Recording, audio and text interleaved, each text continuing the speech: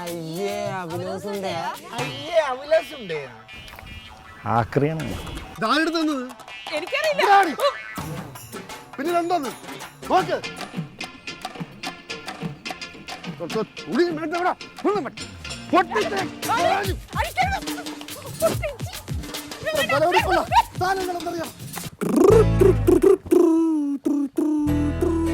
കരിക്കിനേറ്റ് silk വിലാജിയോ ഉപ്പും മുളകും തിങ്കൾ മുതൽ വ്യാഴം വരെ രാത്രി 8 മണിക്ക് ഫ്ലവേഴ്സിൽ HD ദൃശ്യമികവോടെ. ഇത് നല്ല ചിരിയുടെ ഉപ്പും മുളകും.